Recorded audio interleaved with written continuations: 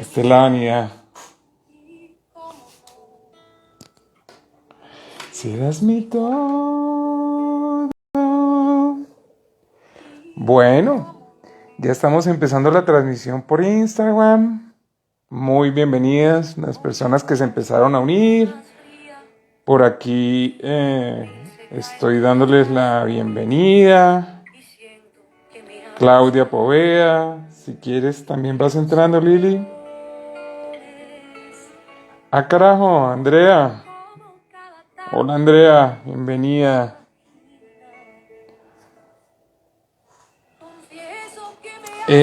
Para ir como calentando motores con las personas que están entrando, recordarles que hoy vamos a hacer un live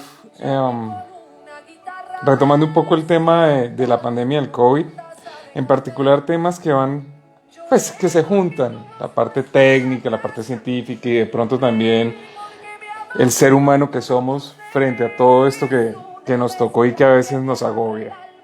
Entonces, para irles contando la razón del por qué elegí este tema de alguna manera, es porque me tiene profundamente preocupado lo que está pasando en el país en todo sentido. Y es que estamos frente a algo que no conocemos del todo, con unos comportamientos que nos sorprenden. Estamos aprendiendo rápidamente de él. Algunas cosas nos salen bien, otras no nos salen tan bien. Lo que sí es cierto es que estamos en un momento muy alto de la demanda de servicios frente a la oferta limitada que tenemos. Y si las cifras siguen en esa tendencia, posiblemente nos vamos a tener que enfrentar, no sé si por primera vez en la historia, eso alguien me lo va a contar pronto, nuestra invitada, a una situación eh, compleja para el personal de salud y por supuesto para nosotros los usuarios, si llegamos a requerir servicios y vemos que de alguna manera no nos pueden atender. Eh, para, para ir como poniéndole también contexto a esto, me encanta hacerlo siempre. Yo quisiera contarles un poco desde dónde voy a hablar, y es que soy sobreviviente de COVID, se puede decir así, muchos no lo son. Y adicionalmente a eso, de alguna manera, un poquito también como medio víctima, se puede decir, pues, he tenido pérdidas, mi mamá murió por esa enfermedad, se llama, es algo que compartimos muchos y posiblemente vayamos a compartir con más personas desafortunadamente. Lili, ¿ya entraste a Instagram? Te pediría de pronto que solicites ingresar al chat. Entonces, porque todavía no te veo. Aquí ya te vi. Entonces, sin más preámbulos y contándoles un poquitico, pues desde dónde va a ser la conversa, nuestra invitada Liliana Támara, médica, especialista en bioética, con una especialización también en salud pública, magíster en salud pública, y adicionalmente a eso, hola Lili, Hola Juan, muy bienvenida, gracias, qué gusto. Me alegra mucho estar igual. aquí conversando contigo y teniendo muchas personas que quiero muchísimo y pues básicamente como un ser humano acompañando a un compañero, a un colega que ha pasado por momentos muy difíciles a raíz de esta pandemia. Sí, también Liliana es miembro de la Academia Nacional de Medicina. ¿Estamos? ¿Se dice Eh, bien?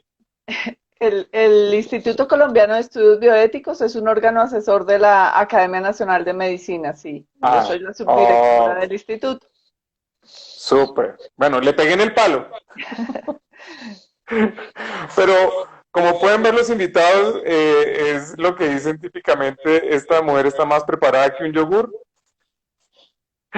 Y adicionalmente a eso, además de tener todos esos títulos, es un ser humano maravilloso que tuve la fortuna de poder consultar en un momento bastante complejo cuando bueno, se acercaba ya em, la despedida. Y en esos momentos, pues hay que tomar ciertas decisiones y seguramente siempre es bueno tener a alguien con quien consultar y poder sacar adelante estos temas.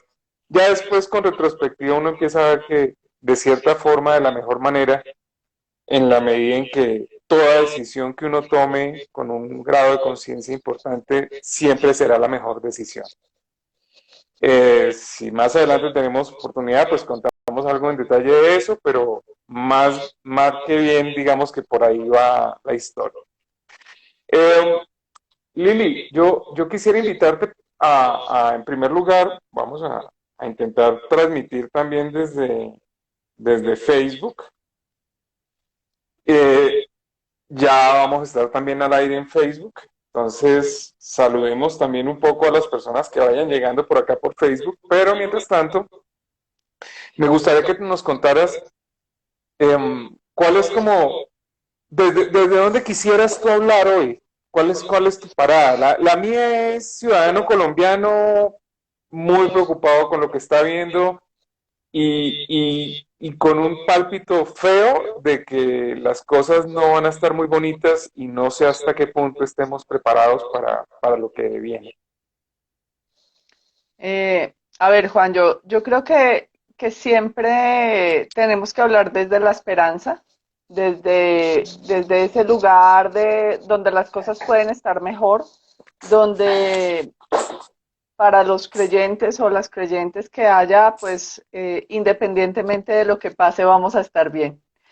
Eh, hay asuntos de diferente índole, ¿cierto?, que lo pueden preocupar a uno. Creo que el más significativo en este momento es como que nuevamente nos sentimos acorralados por la muerte no solamente por el COVID, sino por la muerte, por las masacres, por los asesinatos, por las situaciones que se están dando durante estos 21 días que ya llevamos de protesta social. Y ese acorralamiento lo que nos demuestra es que no estamos aprendiendo ciertas cosas que deberían ser tremendamente sencillas.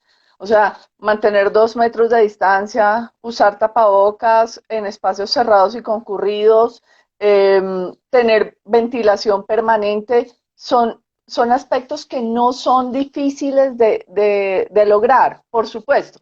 Hágalo en un Transmilenio, ¿cierto? O sea, hágalo en un transporte público, puede terminar siendo un reto imposible, pero ahí puede tener su tapabocas y puede tener su protección y puede lavarse las manos apenas salga de allí. Entonces, creo que no estamos aprendiendo lecciones básicas y lecciones sencillas.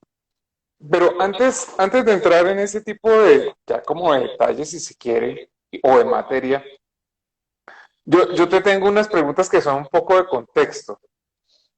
Y son preguntas grandes, son preguntas que digamos que sobrepasan este tipo de cosas y es el entendimiento tuyo, por ejemplo, de qué es la vida, cómo la entiendes tú, de qué se trata eso de estar vivo para después también me la cierres con, bueno, y si eso es estar vivo, entonces, ¿cómo entendemos la muerte? Juan, tú sabes que yo soy sobreviviente, pero mucho más tiempo hace que tú. Cuando yo estaba en noveno semestre, fui amenazada por una enfermedad muy, muy, muy grave. Eh, Cuando uno tiene COVID, y más de 80 años y no tiene vacuna, tiene un riesgo 6 veces más de morir que el resto de la población, pero termina siendo un 0,2% de probabilidades. Yo tenía 95% de probabilidades de morir. Entonces, realmente la cosa estaba muy, muy compleja. Y allí, y un poco antes, en alguna, y ahí quiero hacer una mención especial a mi mentora, a una inspiradora, Isa Fonnegra de Jaramillo, quien cuando yo estaba en quinto semestre fue a dar una charla allí en el Hospital de San José, y allí me surgió la pregunta, ¿qué es la muerte? ¿sí? Porque ella hablaba de cuidados paliativos, ella hablaba de una medicina humanizada al lado del paciente, con la familia, con una comunicación fluida, donde hubiera aspectos físicos, emocionales, espirituales, sociales atendidos, y en esa medida esa pregunta giró mucho tiempo, especialmente cuando había la posibilidad grande de morir. Perdí muchas cosas durante un tiempo, perdí la salud, perdí la capacidad de hacer todo lo que hacía, perdí la movilidad del hombro, entonces perdí el básquetbol, la gimnasia, la natación, el baile como lo tenía antes. Eh, Perdí la simetría corporal, perdí la posibilidad de ponerme una manga sisa, ¿cierto? Un vestido que fuera llamativo, eh, pero la vida seguía y seguía aún con miedo, ¿sí? Tenía mucho miedo de qué era eso de la muerte, de qué le pasaba a uno cuando se moría y de qué le iba a pasar a los demás cuando morían. Se apaga el televisor y ya. No, no, lo que he enseñado personas a las que he acompañado al final de sus vidas y a sus familias es es que continúa esa persona de muchas maneras y cada persona continúa diferente, continúa en los genes, ¿cierto? Entonces es bellísimo, un ejercicio maravilloso que uno puede hacer, es mirar las fotografías de los abuelitos cuando eran bebés y de los padres cuando eran bebés y de uno cuando es bebé y de sus hijos cuando son bebés y así de los sobrinos y sobrinas y uno dice, caramba, es que son idénticos, o sea, Es terrible, es independiente, terrible. es maravilloso, esa genética le ayuda a uno a entender que la vida no es solamente pues un individuo, un ser allí con estas particularidades y con su propia historia y con su propia forma de estar en la vida, de enfrentar las cosas que pasan en la vida, de superarlas en algunos momentos o no superarlas. Yo te voy a contar otra forma. Es una experiencia muy personal, pero la he compartido y encuentro terribles coincidencias con otras personas. Y es que, bueno, he tenido diferentes tipos de pérdidas y sin embargo una muy significativa, muy, tal vez por lo reciente también es la de mi mamá. Y le contaba a alguien que, claro, mi mamá sumida en ese cuerpecito, ella decía, es que yo veo, ese cuerpo no corresponde al alma que hay por dentro. Entonces ella vivía como aprisionada dentro de ese cuerpo. Y la experiencia de la presencia de ella en mi vida, después de que sus signos vitales se acabaron, pues bueno, es una cosa loca. Yo decía, a más que te digo, yo soy, digamos que yo creo que yo siempre me juego entre el televisor se apaga y chao, a ratos estoy ahí, me pasa como la chimoltrufia, que como pienso una cosa, pienso la otra, como digo una cosa, digo la otra, y a veces me pongo bastante espiritual. Te desmayaste en Instagram. Perdón, entró un mensaje y vibró, entonces se cayó. Ok. Y como te contaba, hoy, digamos que su presencia, y además que es una experiencia que no tiene como ni letras, que yo te pueda decir, ah, sí, es que se parece a, o entonces, y no encuentro las palabras, y yo soy un tipo de muchas palabras, te quiero contar, y no se me parece a nada. Entonces yo digo, caray, es como hora de ir pensando también en que de verdad es posible que después de los signos vitales algo más quede por ahí.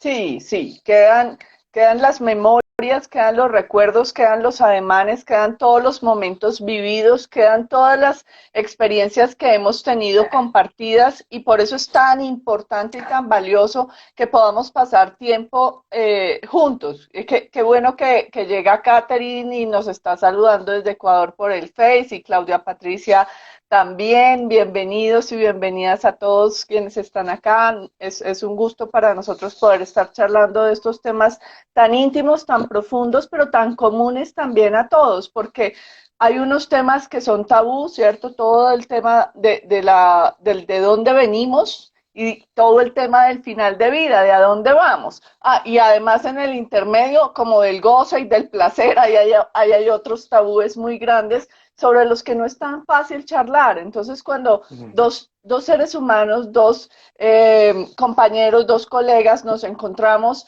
y podemos charlar de nuestras experiencias personales, de nuestras pérdidas, de cuán difícil a veces es compaginar lo que hay en la mente con lo que pasa en un cuerpo que está creciendo o que está ya terminando su ciclo. Y qué es lo que Y pasa me, también con ese espíritu, ¿no? y me gusta también lo que dices por lo siguiente. Yo creo que lo que hace realmente difícil las conversaciones es que no las tenemos. Cuando dejemos de tener conversación, o sea, cuando dejamos de que la conversación sea tabú, la conversación es súper simple. Además, cuando son las cosas que realmente importan en la vida, las letras no son tantas, la verdad. Las letras no son tantas. Es más, hay ciertos silencios que son sobrecogedores donde uno dice, lo entendí todo, Sí. lo entendí todo, ya estuvo bien. Y tranquiliza además. Yo creo que lo que más nos aprisiona, aquí nos siguen saludando. Bueno, la casa se llenó, Julián.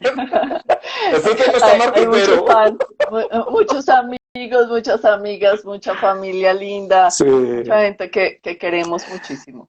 Entonces, yo creo que ese es tal vez uno de los propósitos también de este live, como, no sé si es sensibilizar, generar conciencia, no sé, hay palabras que se trillan mucho y joden, pero es más bien que simplemente experimenten acá que se puede hablar de esto con una cierta paz y una cierta tranquilidad y que seguramente, y aquí viene la otra pregunta que te quisiera hacer, Pero espérame, yo, antes de ah, esa pregunta, Juan, quiero sí, mostrar algo que es absolutamente bello. Y es como un hombre, ¿cierto? Médico, como tú, ¿sí?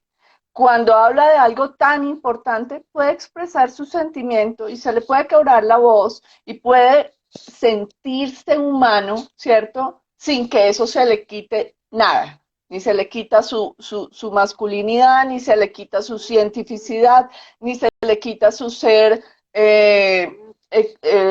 terapeuta, ¿sí? Nada de eso se le quita. Todo lo contrario, lo que está demostrado allí es que podemos expresar y así se nos agüe el ojo, ¿cierto? Así nos tiemble la voz o a veces así también nos riamos a carcajadas o nos pongamos de mal genio.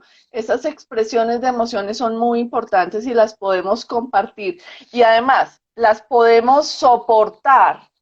No es que, no, ay, no, no llores, ay, no, Juan, cálmate, ay, no, caramba, es que estamos hablando de algo súper importante y es la mamá de Juan que ya no está acá, ¿cierto? Y que fue hace muy poco que se fue. Entonces, ¿por qué le voy yo a cortar de una vez o a decirle, ay, no, Juan, ¿por qué no te tranquilizas y luego hablamos? No, sí. simplemente escúchalo y ya esté ahí, no, no se vaya, no se panique, no se muera del susto.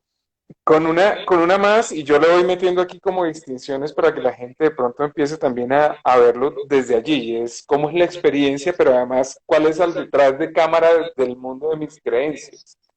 Y es que quien se niega a la tristeza se negó el principio y la posibilidad de amar, porque uno solamente puede estar triste sobre aquello que amó y le importó. Mira, cada vez Entonces, que entonces tú borras la tristeza porque qué dolor no la quiero vivir y ahí derechito borraste el amor y todo lo que significa eso en tu vida. O sea, una vida bastante pobre, diría yo. pero no solamente pobre, sino incapaz de relacionarse. Cada vez que un hijo, una hija, un hermano, una hermana, un esposo, un novio llora o se siente triste por lo que está pasando con la enfermedad o con la muerte de un ser querido a quien yo estoy soportando, apoyando para aliviar sus síntomas, le digo, mira, eso demuestra que tú estás bien acá y estás bien acá. ¿Sí? Que pudiste relacionarte con esa persona, que esa persona significó algo para ti, que no es simplemente como una pared más que atravesaste, una puerta más a través de la cual pasaste, sino que ahí hubo algo que se que se manifestó y que se hizo, que se expresó de una manera bella como ser humano. Bueno, para nuestros amigos de Facebook y de Instagram, este es como mi tercer live que salgo en simultáneo, de hecho la estoy rompiendo.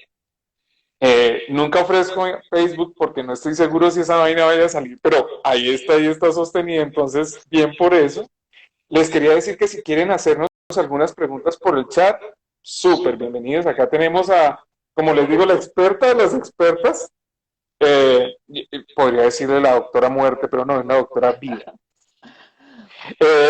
Y ahora sí mi pregunta, y es, fíjate que muy intuitivamente aquí en la conversación salió que el solo hecho de conversarlo empieza a volverlo más sencillo. O sea, facilita este tema, el que lo conversemos. A tu juicio y desde tu experiencia, bueno, les cuento además que de todos los que les he dicho, no les he contado otra cosa que es bien particular, y es que Liliana atiende pacientes terminales y hace manejos paliativos en pacientes de esta índole. Luego, la experiencia que ella tiene frente a este tipo de situaciones es más o menos todo. Pero entonces desde ahí, Lili, quisiera hacerte la pregunta y es, ¿qué otras cosas? Porque fíjate que la pregunta simple es, ¿qué nos facilita si la muerte es tan jodida de afrontar? Bueno, la muerte es la muerte, ella no es jodida, ella simplemente llega y pasa, además es parte de la vida, el yin y el yang, pero se nos hace jodido hasta conversarla. Entonces, ¿cómo peor es vivirla? Y ojalá fuera la de uno, pero es que además vivir la de los otros, la de los seres que uno ama, es complejo. Entonces, ¿qué crees tú que además de conversarla nos puede hacer más fácil ese tipo de momentos? Tal vez sí podemos acercarnos un poco a la realidad, ¿sí? Dejar de vivir en la fantasía o en el imaginario de lo ideal, ¿sí? De las ideas o de lo fantasioso, sino de la realidad, ¿sí? O sea, la muerte no le está llegando a la humanidad, la muerte no le está llegando a la familia fulanita, la muerte no le está llegando a una persona, la muerte es una condición natural de todo lo vivo, como decía Juan, de las plantas, de los animales y de los seres humanos. Entonces, es una condición que nos va a llegar siempre, pero es muy complicado también que uno no puede estar hablando de la muerte todo el tiempo, ¿sí? O sea, uno no puede ver el sol de frente todo el tiempo porque se quema. O sea, ese es un asunto que tiene sus momentos y que tiene sus oportunidades. Entonces, uno puede llegar a, y no con todo el mundo puedo hablar de la muerte, porque hay personas que van a entrar en mucha angustia y que no es necesario que estén enfrentando el tema en ese momento. O sea, no se puede dar una cátedra sobre el morir bien o el morir mejor o qué facilita los procesos del duelo o de la muerte en preescolar o en primaria, excepto que haya que hacer una intervención porque alguien de esa familia, de esa comunidad, de alguno de esos compañeritos ha fallecido. Entonces, la oportunidad de la charla también es importante, eso no es para cualquier momento. O sea, si usted está en un ambiente completamente relajado, tranquilo, de disfrute y mete el tema, pues va a cortar todo y todo el mundo va a salir desperdigado. Entonces, pues ese es un punto que hay que tratar con cuidado, con cautela. El COVID, sin lugar a dudas, nos lo ha puesto sobre la escena y todo lo que ocurre en Colombia históricamente con las muertes, pues nos lo está poniendo de presente. ¿Qué facilita? Haber vivido bien, haber vivido plenamente, haber vivido todo lo que sea posible vivir en ese rol de ser hijo, o de ser esposo, o de ser hermano, o de ser amigo, o de ser colega, o de ser médico, o de ser arquitecto, o de ser mamá, o lo que sea que uno pueda, que uno sienta que lo que vivió fue significativo. Que no empiece a tratar de seleccionar, ¿cierto? O sea, yo sé que yo muchas veces sí trato de seleccionar, pero si es por asesinato, está mal. Si es por suicidio, está mal. Si es por enfermedad, está mal. Si es súbita, no lo soportamos, pero si es prolongada, tampoco. O sea, no hay la posibilidad de aceptar nada, ¿cierto? O sea, hay unas personas que oran años, incluso décadas, porque les llegue la muerte del justo. La muerte del justo es que están dormiditas y ahí se quedan muertas. Y eso es una cosa, es una conversación íntima y profunda que tienen ellos en su oración, eh, y, y ocurre tranquilamente y los demás quedan como sorprendidos y no sabían que esa persona había hecho una oración continua para que ocurriera de esa manera. Otros dicen, uy, no, yo me quiero morir de un infarto. Otros toman la decisión, ¿sí? Y dicen, yo quiero morir ahora. No estoy viendo, no me estoy pudiendo caminar, no estoy pudiendo expresarme, no puedo trabajar, ya no puedo hacer nada y entonces tomo la decisión de que alguien termine con mi vida. Yo no estoy de acuerdo con esas medidas, son medidas desesperadas, son medidas que pueden dejar vacíos. Hay personas, hay familias que llevan un proceso de preparación muy largo, muy profundo y logran hacer procesos de eutanasia. Quiero ver en 20 años, en 30 años, qué va a pasar. Por ahora, pues no tenemos datos sobre qué pasa con los hijos, con los nietos y con esas generaciones de las personas que toman la decisión de la eutanasia. Hacer todo lo posible por continuar, ¿no? O sea, dar como ese mensaje de que hice el tratamiento para el cáncer, hice la quimio, hice la cirugía, hice la radio, quiero seguir acá, no estoy aburrida de ustedes, no me quiero morir, o sea, quiero continuar, quiero dar un poquito más y estar un poquito más en la vida, disfrutando, pero también sufriendo lo que tenga la vida, o sea, entendiendo que esa vida tiene todo y no solamente una partecita. Te quiero compartir lo siguiente. Sandeja, me tocan los nombres así porque son como aparecen en Instagram, que son rarísimos. Aquí he tenido unos que parecen ruso científico, porque además es con números. Entonces, está en 430.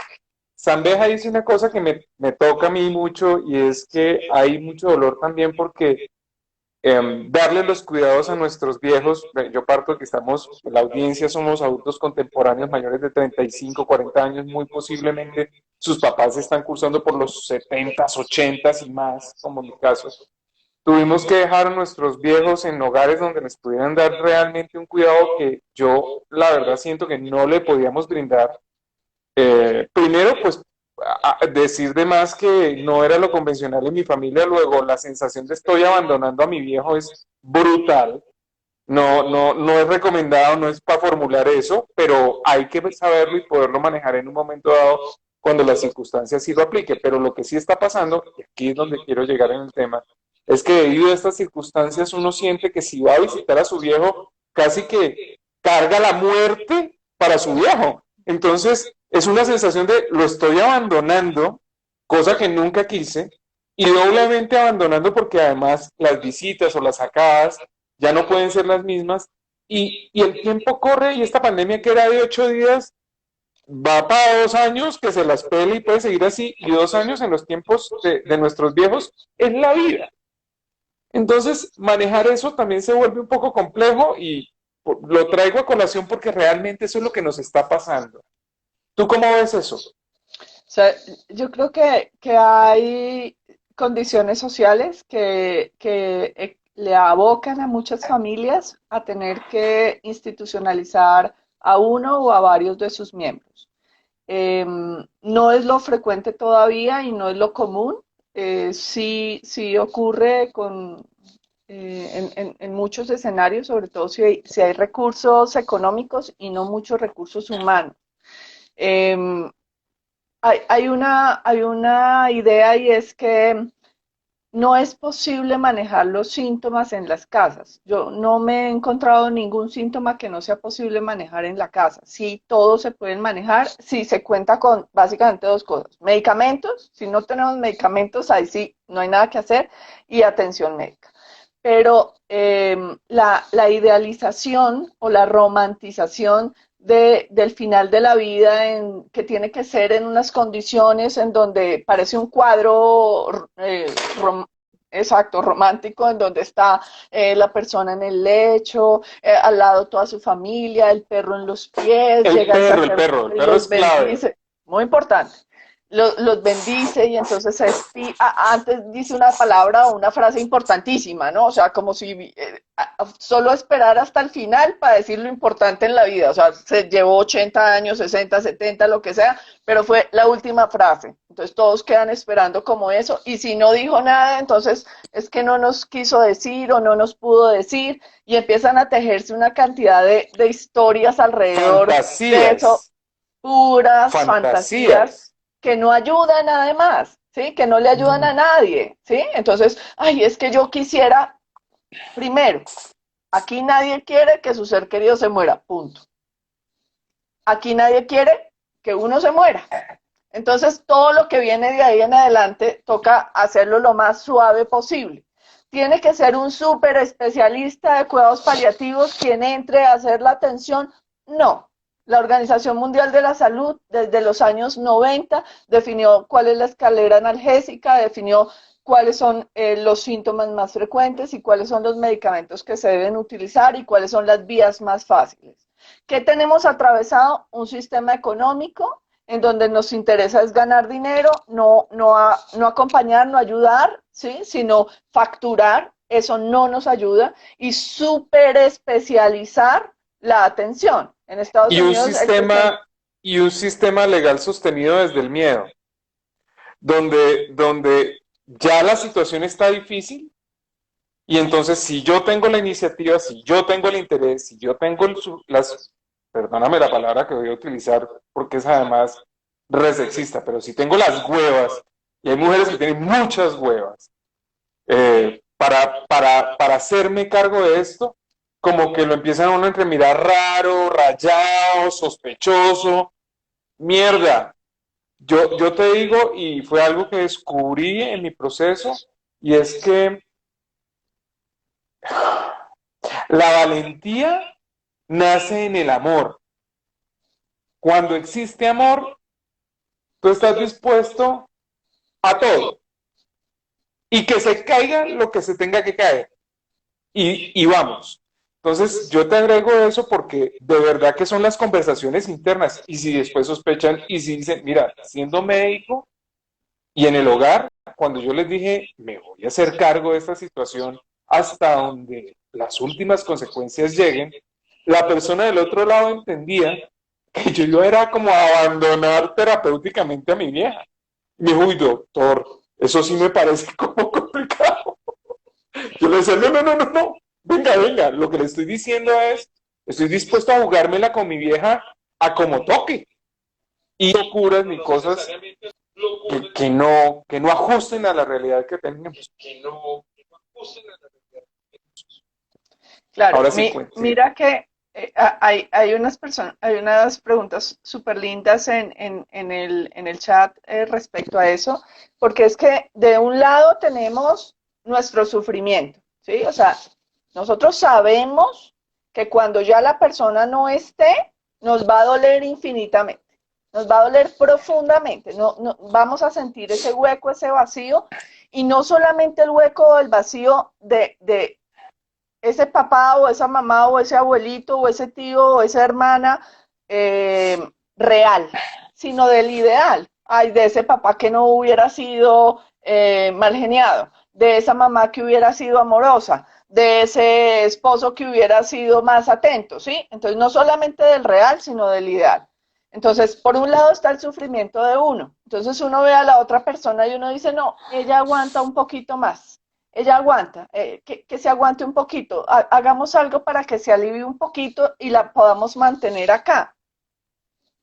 Entonces, el balance entre los sufrimientos, yo le digo a los pacientes y a las familias, muchas veces hay familias que necesitan ver sufrir muchísimo a su ser querido o personas que necesitan sufrir muchísimo para concebir la posibilidad de desapegarse y decir, listo, no vamos a hacer muchas más medidas terapéuticas para continuar, vamos a hacer medidas para aliviar, ¿sí? Siempre para aliviar, excepto quien crea que a través del sufrimiento puede generar un proceso de sublimación, de santificación, de exculpación, ¿cierto? Que las creencias de cada persona, las creencias de cada familia también son respetables. ¿Y hasta dónde Total. llegan? Hasta donde no vayan a afectar a terceros, ¿cierto? O sea, si ya empieza esto a convertirse en un problema de contaminación para otros o empieza a ser un tema en donde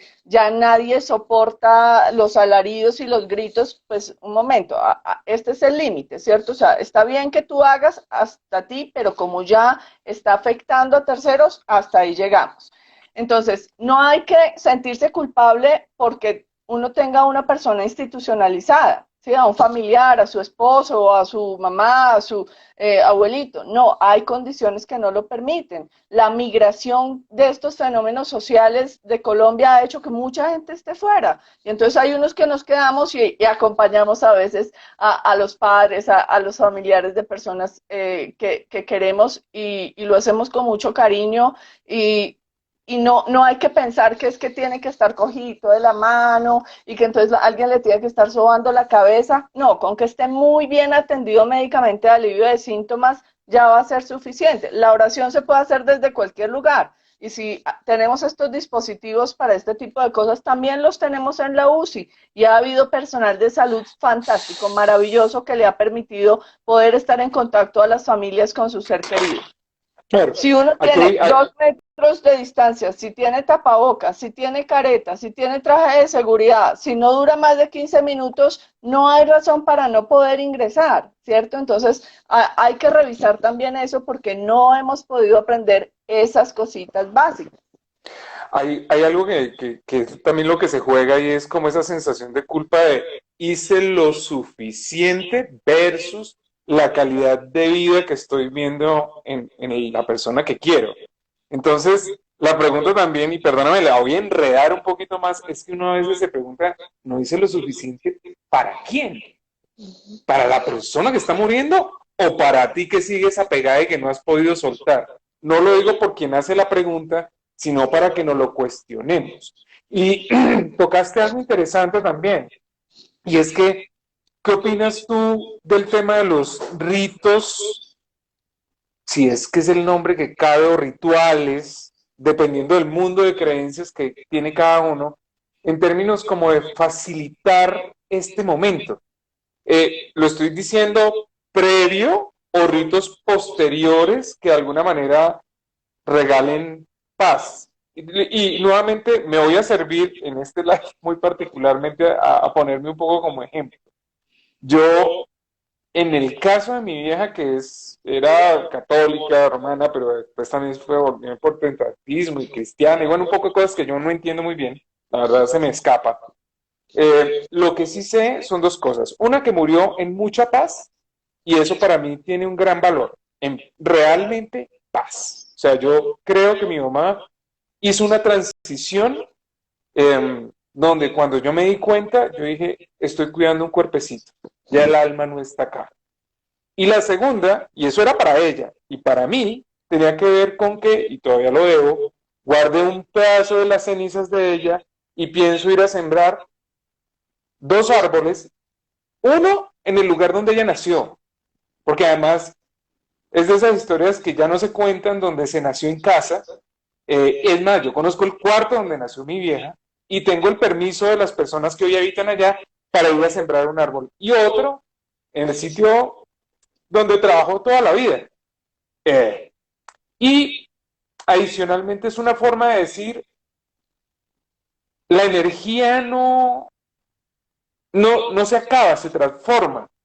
Sigue viviendo y dando vida a unos árboles que nos darán oxígeno.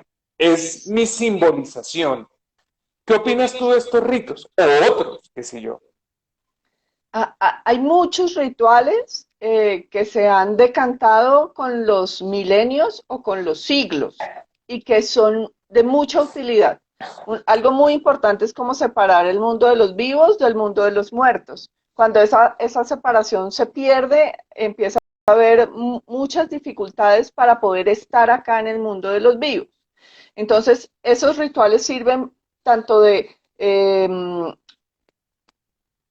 elementos para transitar de una manera más tranquila, como también para poder entender que ya no está, reafirmarlo, ir aceptando esa realidad poco a poco de una manera suave, amorosa, porque si ustedes ven o escuchan las homilías, la mayor parte de las palabras que se dicen y de los agradecimientos y de lo que dice la gente son bondadosas.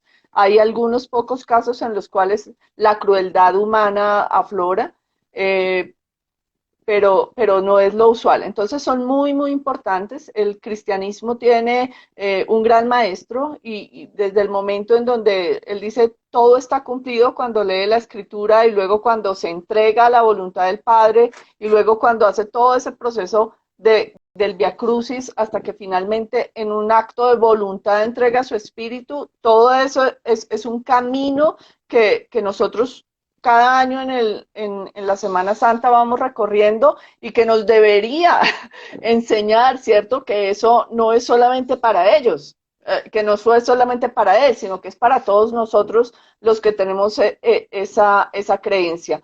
Pero hay otras como interpretaciones que pueden ser un poco complejas. Hay una iglesia protestante que dice que la persona tiene que morir sana, que tiene que estar libre de enfermedad. Entonces enfocan como todos sus esfuerzos es en curar a esa persona para que se muera sana. Yo no he visto morir a nadie sano, precisamente como el organismo se deteriora, precisamente los órganos y los sistemas van teniendo un proceso diferente. Entonces, no es que tú un día estás, esa es la otra cosa de la calidad de vida, que alguien la mencionaba, ¿sí?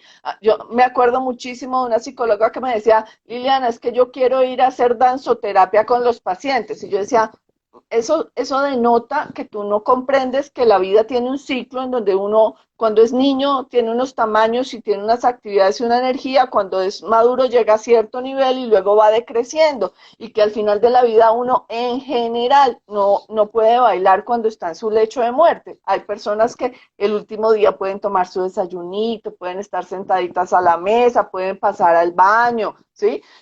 Pueden tomarse como me decía una paciente, me decía, doctora, ¿quiere una agüita aromática con alma o sin alma? Con alma era con un chorrito de algo. Claro. O una copa de vino, o lo que quieran, y hay personas que lo pueden lograr, pero pues no son actividades como las que uno tiene a los 40, a los 50 o a los 20, ¿sí? Cuando usted tiene 50 años y pretende tener la rumba de los 20, pues la va a pasar muy mal 3 días y de pronto le toca pedir hasta permiso para no ir a trabajar porque no lo logra. Entonces, poderse como ir adaptando y flexibilizando ante los cambios que tiene la vida y ante los cambios que trae la muerte. Entonces, hay muchos rituales, tanto antes como después, que son muy bondadosos. Te toca leer, escuchar a Kathy Holmes, la cantante, que canta muy lindo, una canción que se llama La Ensalada. Entonces ella dice que quiero que me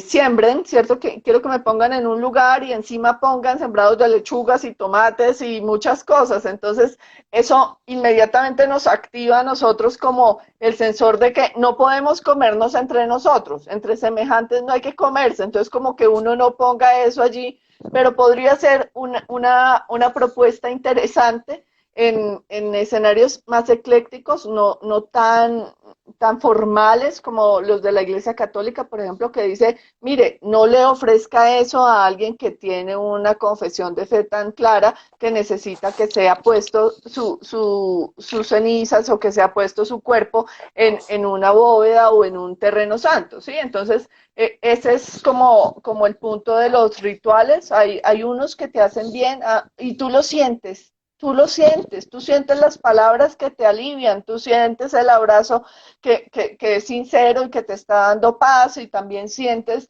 cuando hay acciones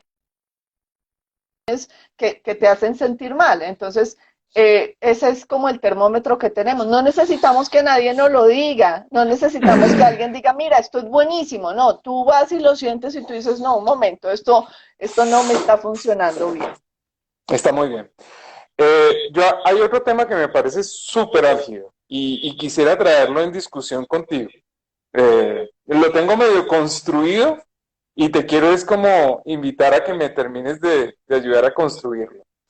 Y es, lo toqué de refilón con el tema de las visitas a nuestros viejos en estos lugares, pero realmente es en cualquier lugar donde los vayamos a visitar, cualquier actividad que hagamos con ellos. Mira, mi mamá, esto que voy a decir puede sonar muy duro, pero era gasolinera al mejor sentido de como nosotros éramos gasolineros, que esa vieja es gasolinera. Bueno, mi mamá era una vieja gasolinera, le fascinaba que la sacaran a pasear. ¡Ah, yo la mataba!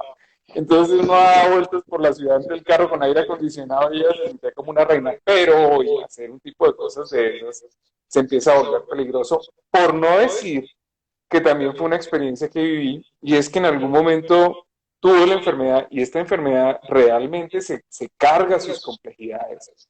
Porque, porque estás asintomático y dentro de esa condición de asintomático e inclusive dentro de la ventana inmunológica, es decir, más cuidado no se podía, estuve en contacto con familiares y después resulté siendo positivo. En este caso fue al revés, mi mamá pues, digamos que opté, porque no puedo decir nada distinto, por tomar el riesgo y así fue, resulté positivo después de estar con ella, pero hay una cierta sensación, y la palabra es culpa, cuando tú has compartido espacios con personas que amas y dices, pues, lo último que quise fue traerles este demonio a sus vidas, pero igual ya está. Entonces, por un lado está la culpa. Yo lo tengo clasificado en que son dos carriles distintos.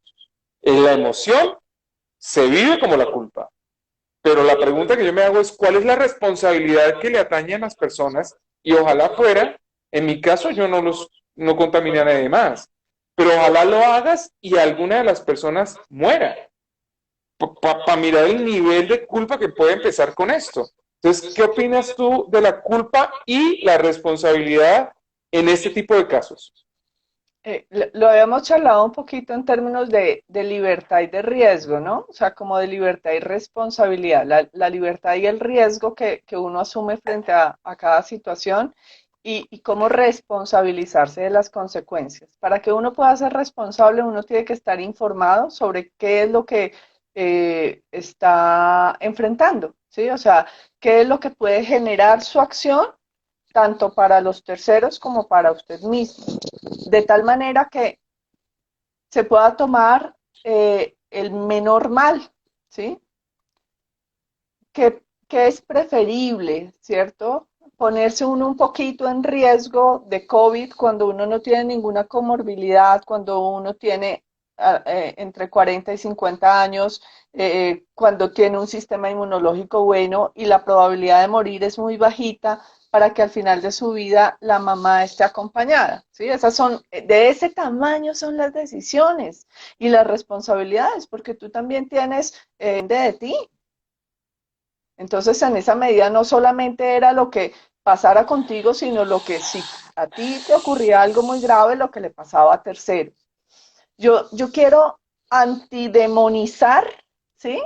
Lo que no es demonizable.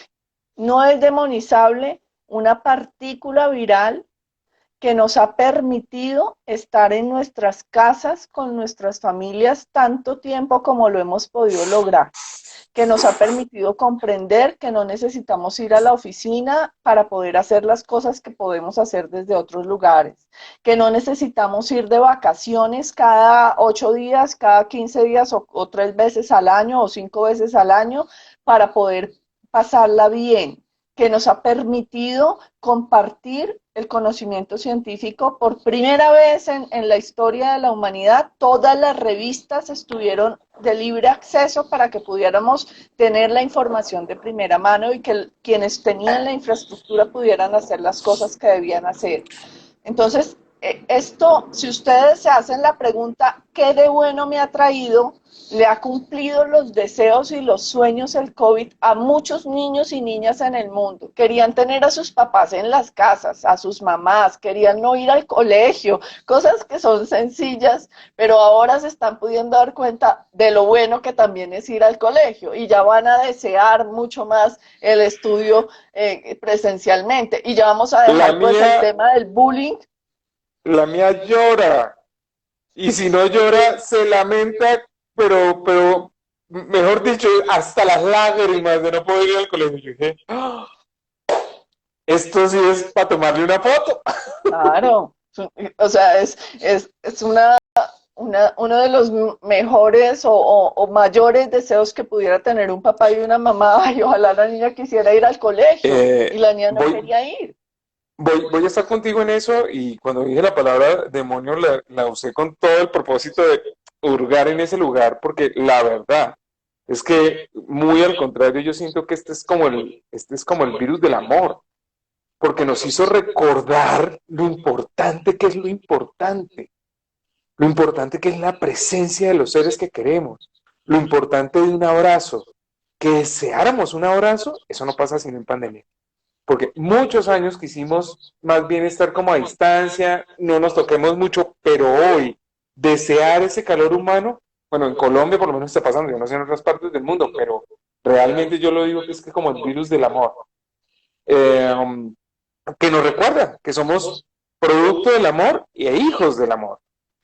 Pero yo quisiera agregarle algo más, Liliana, y voy a hacer un paréntesis muy grande porque esto es una posición muy personal.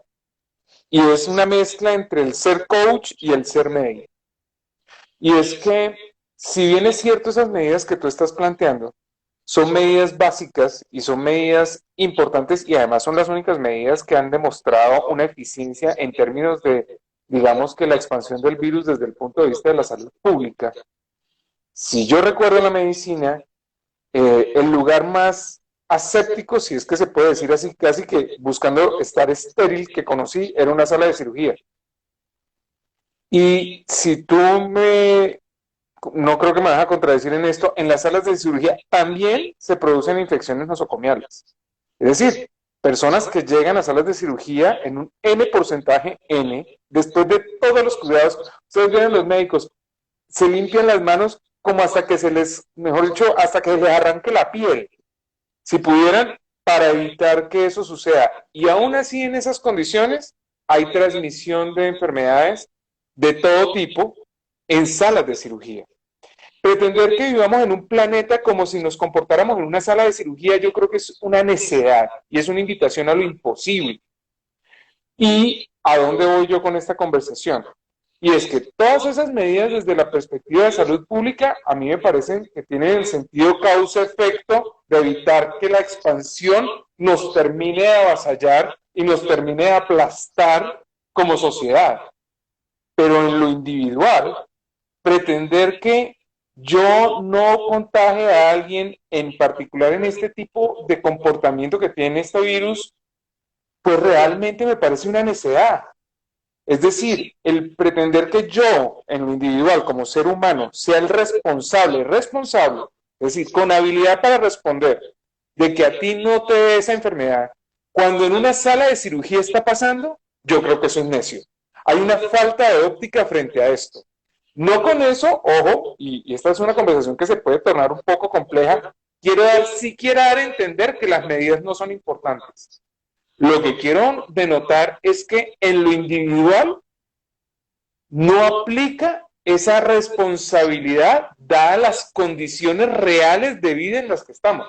Yo no puedo pretender que la gente se vuelva un cirujano o un ayudante de cirugía y tenga todos los cuidados que se tienen que tener allá, ni que vivamos en un mundo de esas condiciones.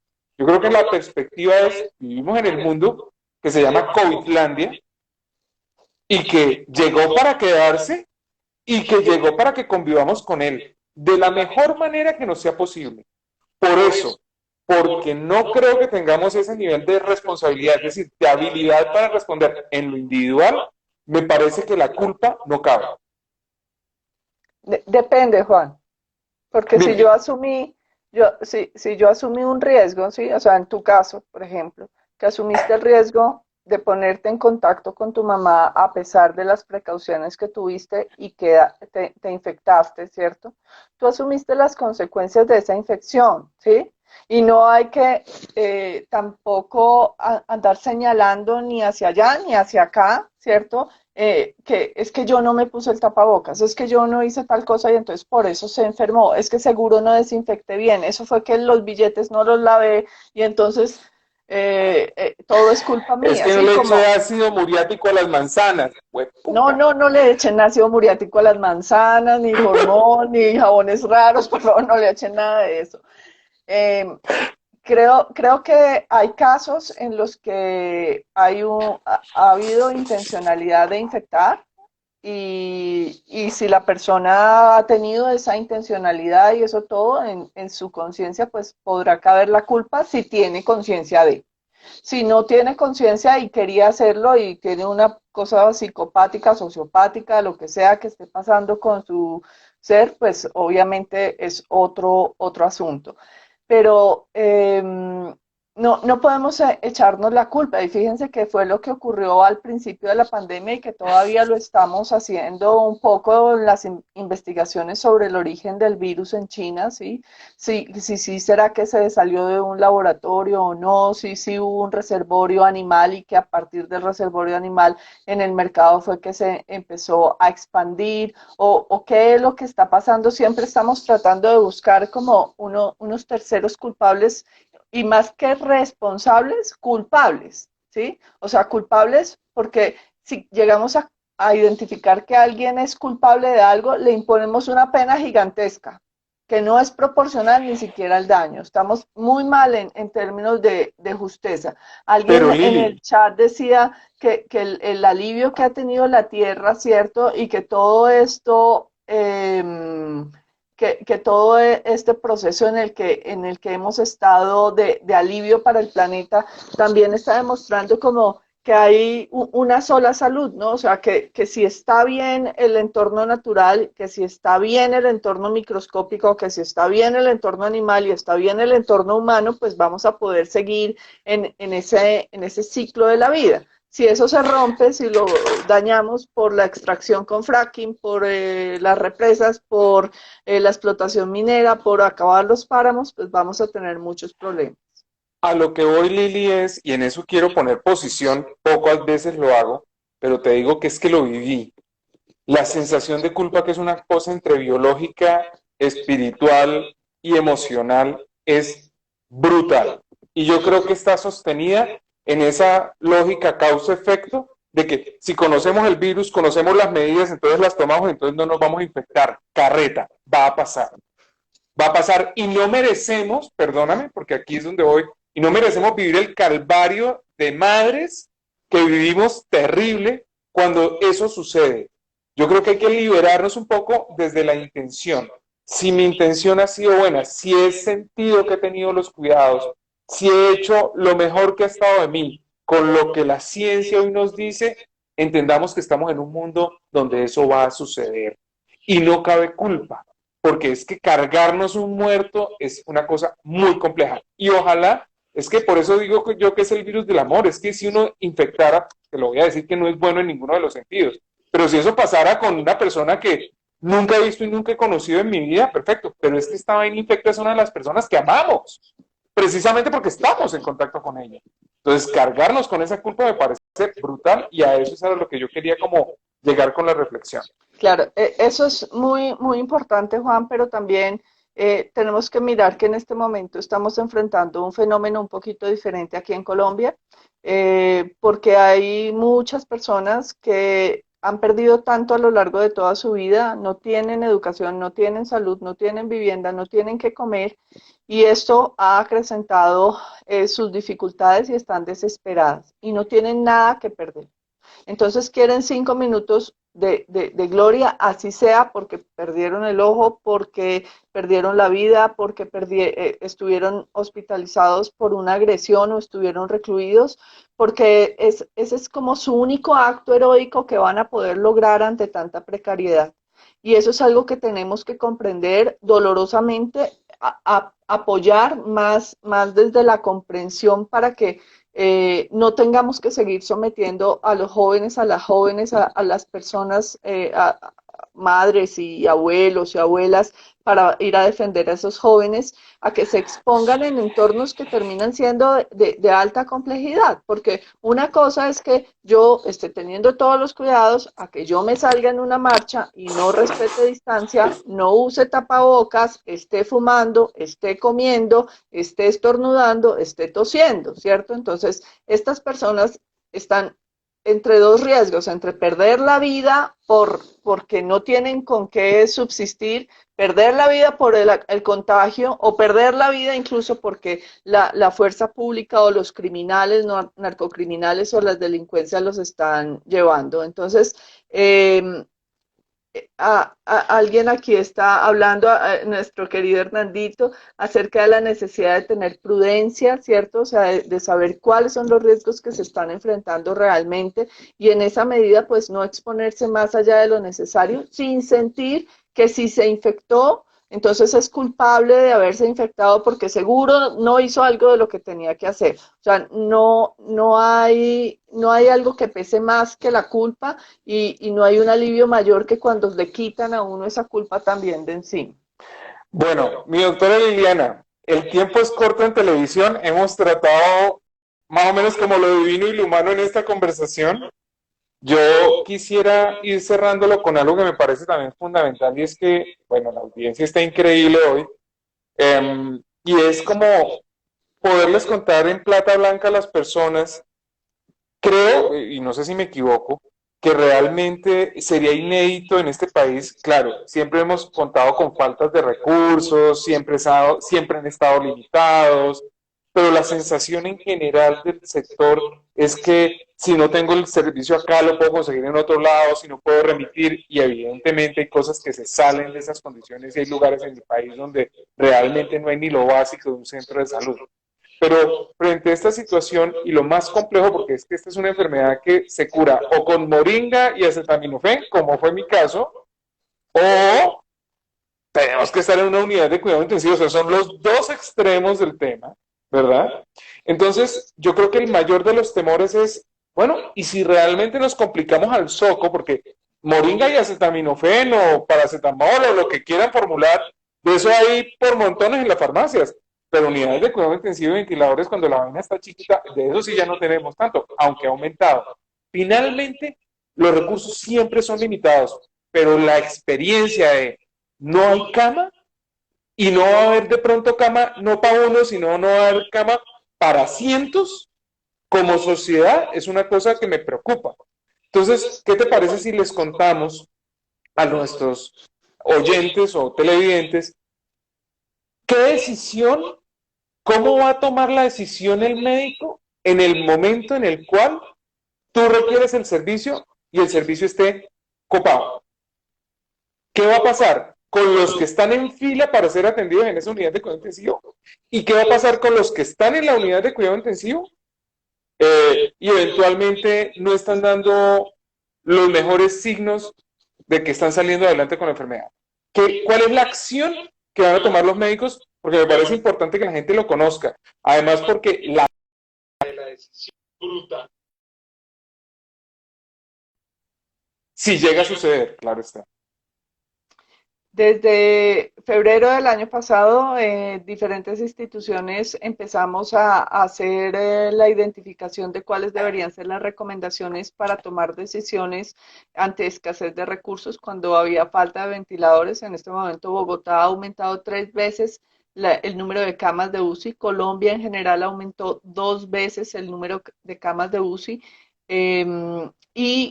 No hemos tenido, excepto en Amazonas, donde no existe el recurso y no hubo el traslado oportuno al principio de la pandemia de las personas que necesitaban el ventilador, la necesidad de activar el triage. Hubo hace 4 semanas en Medellín la necesidad de activar el triage y rápidamente otros departamentos y otras ciudades empezaron a recibir esos pacientes, logrando que muchos estuvieran bien. En el dado caso que Explícale la palabra triage a algunos de los oyentes. de los televidentes. Triage es como la priorización de la gravedad para hacer la atención. Entonces, eso era un término que se utilizó en la guerra, en la Segunda Guerra Mundial, para poder identificar cuáles eran las personas que requerían la atención médica porque tenían posibilidades de salvarse, cuáles podían esperar un poquito más, cuáles definitivamente no les haga nada porque no tienen la posibilidad.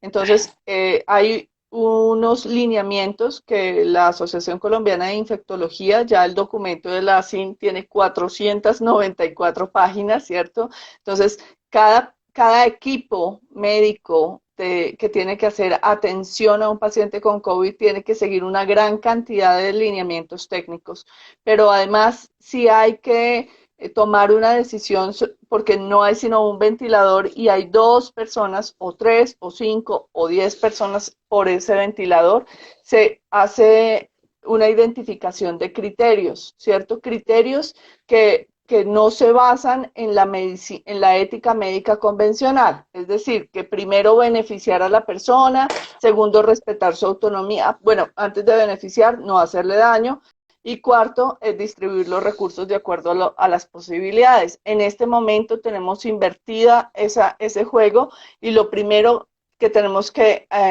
atender, además de la autonomía, porque si hay una persona que dice no quiero hospitalización, no se hospitaliza, no quiero intubación, no se intuba, ¿sí? O sea, ese se respeta desde el principio, pero después de ese tenemos que actuar en términos de justicia distributiva antes que de beneficencia y de no maleficencia. Entonces, en esa medida, se tienen que definir cuáles son los criterios de acuerdo a la saturación de oxígeno, a la frecuencia cardíaca, a ciertos niveles de ciertas sustancias químicas que tenemos para saber quién está mejor o quién está peor, y de acuerdo a la edad, a las comorbilidades que tenga, a esos criterios técnicos, se define quién tiene más posibilidades de sobrevivir. E incluso dentro de los que ya tienen el ventilador, si después de una semana o 2 semanas de estar ventilados no tienen una respuesta positiva ante la ventilación, la posibilidad de que se les retire a esos y se les ponga a otros. Hay que tener en cuenta, como hablábamos Hay, con Juan, en eso, en eso, perdóname, es importante recalcarlo porque yo creo que en el inconsciente de muchas de las personas que nos escuchan está el principio de el que llegó primero a la fila lo atienden. No, lamento decirles que el que llegó primero a la fila no lo van a atender. Entonces van a pasar por la rabia que significa haber llegado primero y darse cuenta de que a otro lo van a subir a la unidad de cuidado intensivo y no. Y entonces, eso es algo que está en nuestro inconsciente, pero nos pasa en la fila cuando vamos a entrar al teatro. Pero si yo llegué primero, ¿cómo no me atienden? En el digiturno. No, ya ves que no, eso no va a pasar. Y es bueno que tomes conciencia de que eso, en esas circunstancias muy particulares, que no las deseo, pero uno puede llegar a pensar en que es mejor anticipar. Yo trabajo como tú, desde la esperanza, pero cerrarle los ojos a la realidad de lo que estamos viviendo creo que no nos hace mucho bien.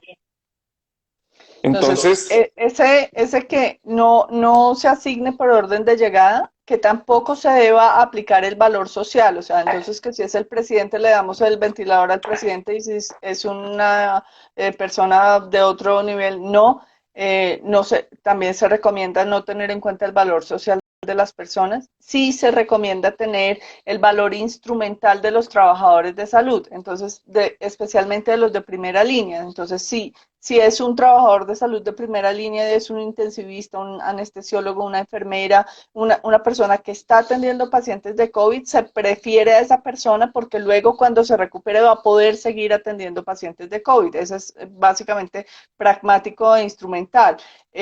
La otra cosa que se tiene que tener en cuenta es que si 2 personas llegan en el mismo momento y cada una tiene criterios similares, puede que lleguen en otro momento y a una sí le asignen y a la otra no se lo asignen porque hay disponibilidad en este lado, mientras que en este primer lado no hubo disponibilidad para ninguna de las dos. Entonces, no es que siempre va a negársele la oportunidad a uno, porque si justo en el momento en que esa persona necesita el ventilador, alguien falleció, pues es desafortunado para la familia que falleció y para esa persona, pero se le puede asignar. Entonces, hay un documento que se hizo en mayo y luego se actualizó en julio de la Academia Nacional de Medicina y contiene todas las recomendaciones éticas que los médicos y el personal de salud de las diferentes IPS debe tener en cuenta y debe tener en cuenta también que la comunicación de esta información, que el alivio de los síntomas, que todas las recomendaciones sobre acompañamiento y manejo de la familia se deben tener también allí en un primer lugar. Y hay otra cosa que me parece súper concreta que yo creo que la tomaste rápido y no necesariamente, yo por eso quiero hacerle como negrilla y subrayarla. Y es, llegaste primero, te ganaste el ventilador, por la razón que sea, yo no creo que eso sea ningún premio, pero bueno, ya estás ahí. Y eventualmente hay cosas que se llaman actos heroicos, obstinación terapéutica, cosas en las que en ocasiones le ponemos nombres a ciertas cosas y es el muy alto interés del médico de sacar a la persona adelante, muy, muy alto interés del médico de sacar de que viva, de que, en fin. Casi que hoy están abocados a que si tengo en fila personas con muy buen pronóstico afuera y realmente yo no estoy viendo, o el médico, el intensivista, con parámetros clínicos específicos, objetivos, no está viendo una mejoría que involucre todos estos recursos que yo estoy invirtiendo, pero tengo la persona afuera con una buena probabilidad, existe el movimiento de desconectar ese ventilador. Y eso es una acción que creo no hemos visto muy frecuente en nuestro ejercicio médico y puede pasar.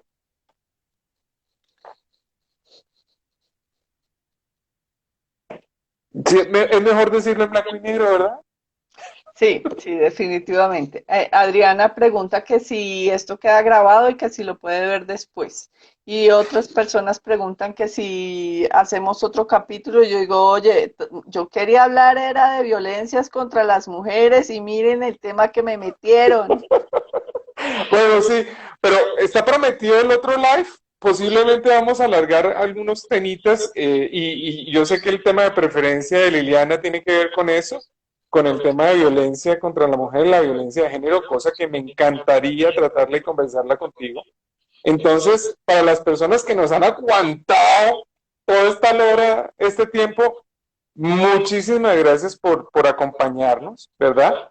Yo suelo dejar siempre unas noticas parroquiales hasta el final y tiene que ver con, bueno, la gente se enamora muy fácil de ti, entonces, ¿por qué no les cuentas cómo te pueden localizar y dónde te pueden localizar en caso de que quisieran hacer uso de tus servicios como profesional? ¿Cómo es eso? ¿Cómo se consigue Liliana Támara? Bueno, el voz a voz siempre es el que ha funcionado, ¿cierto? La Fundación Pro Derecho a Morir Dignamente, por si acaso alguna vez se les pierde mi teléfono, entonces ustedes llaman a la Fundación Pro Derecho a Morir Dignamente y dicen, ay, mire, hay una doctora que va a la casa de los pacientes y alivia los síntomas, a Liliana Támara, entonces sí, les van a dar mi número, y mi número que es 310-695-7281. Esto va a quedar grabado, entonces posiblemente a mí me cuesta trabajo porque, digamos, me toca ponerme la cédula para poderlo escribir y acá las letras son chiquiticas, entonces me rehúso todavía de eso. Pero ya saben, va a quedar grabado en la Fundación de Derecho Morir Dignamente. Pregunta por Liliana Támara, la pueden conseguir también. Y de mi lado, solamente contarles dos cosas, que además de dejarlo grabado acá, lo voy a dejar grabado en mi página de internet y en mi canal de YouTube. Y digamos que hay dos cositas, Lili. Imagínate que se pegó este live, yo lo suelo hacer, con un concurso que hice un sorteo para unas sesiones de coaching gratuitas a las personas que cumplieron con un requisito. Hubo dos personas que cumplieron con la total, se inscribieron como 15 y hubo un montón de gente que inscribieron, pero que cumplieran con todos los requisitos, dos.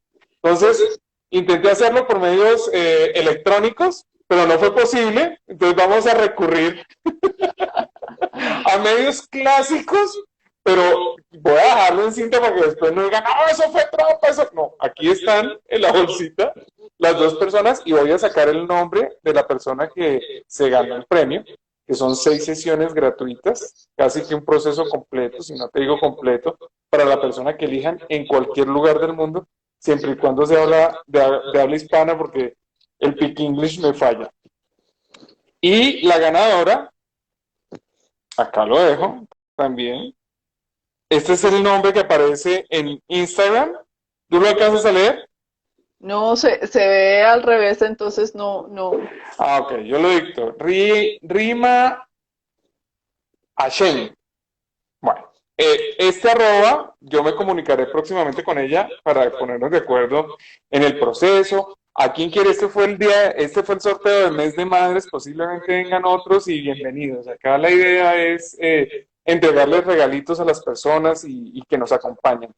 Una cosa más también, dentro de mis notas parroquiales, es que voy a hacer un curso de 3 capítulos, va a ser como las series de Netflix.